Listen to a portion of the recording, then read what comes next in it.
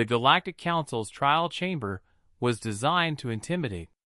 Carved from a single piece of quantum-stabilized crystal, it stretched 30 meters high, with observation galleries holding representatives from 200 civilizations. Today, those galleries were packed beyond capacity.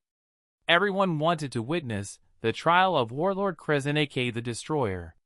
Krezeneke stood in the defendant's platform, his massive form barely contained by the reinforced structure.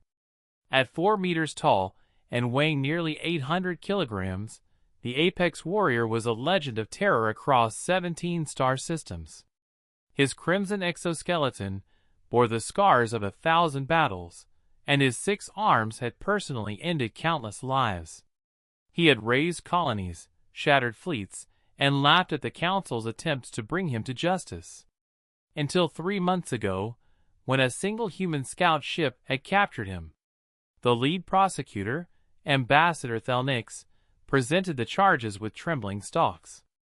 Warlord Krezeneke, you stand accused of genocide against the Polarian colonies, mass murder of civilians on 14 worlds, and crimes against. I am guilty of nothing. Krezeneke's voice boomed through the chamber, his translator amplifying his contempt. I am Apex. We are the predators of the galaxy. You herbivores and scavengers exist only because we permit it. Your laws mean nothing to me. The gallery erupted in outrage, but Krezeneke only laughed. Send your enforcement fleets. Send your champions. I have broken them all. I submitted to capture only out of curiosity, to see what punishment you weaklings could devise for one such as me. High Judge Morval struck the resonance gavel, calling for order. The Council has reviewed your crimes. The evidence is overwhelming. However, galactic law permits you to face a trial by combat if you so choose. Do you invoke this right? Krezeneke's mandibles spread in a savage grin. I do. Send your greatest warrior. I will paint these crystal walls with their internal fluids. A hushed silence fell over the chamber. Trial by combat was an ancient rite, rarely invoked because few civilizations had warriors who could face an apex in single combat. The Council's security forces were trained for peacekeeping, not gladiatorial death matches. The Council accepts, Judge Morval announced. Your opponent has already been selected. A side door opened with a soft hiss. A human girl walked in. She looked barely adult by human standards, perhaps 20 standard years old. She stood only 1.7 meters tall, less than half Krezeneke's height. She wore simple combat fatigues with no armor, no weapons, no enhancements. Her brown hair was tied back, and her expression was completely neutral as she walked to the combat circle with unhurried steps. Krezeneke stared, then threw his head back and roared with laughter. This is your champion? A Deathworlder child?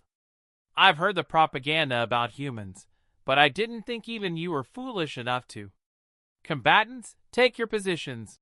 The judge's voice cut through Krezeneke's mockery. The human girl, Lieutenant Sarah Chin, according to the display, stepped onto her mark. She still hadn't spoken, hadn't even looked at Krezeneke directly.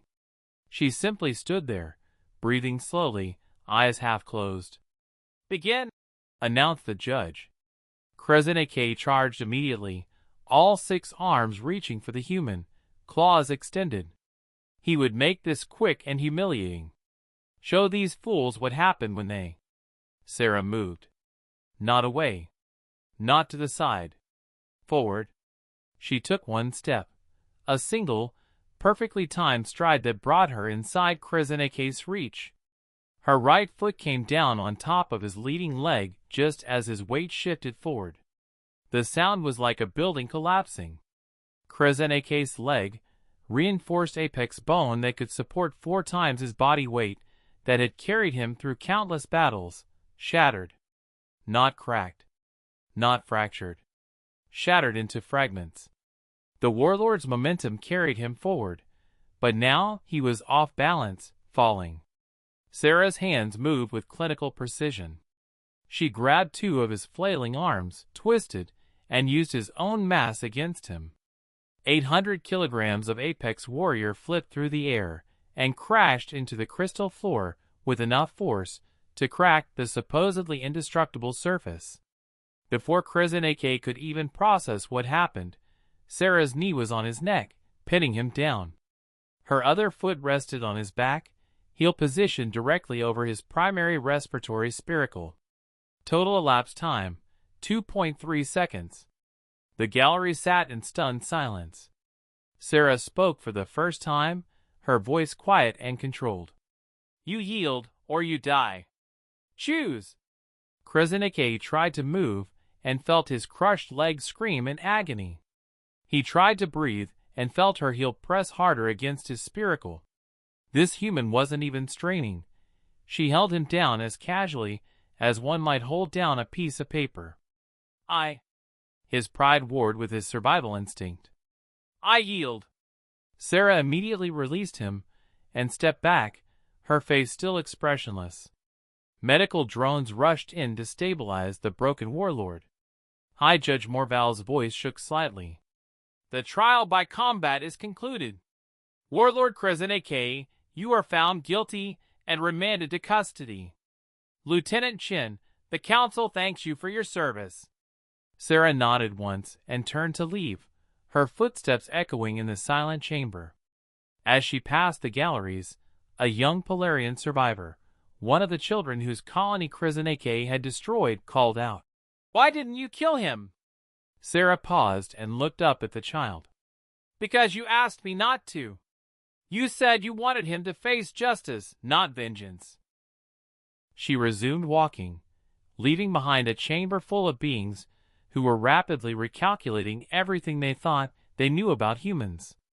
In the detention area, as medics worked on his shattered leg, Krasineke stared at the ceiling.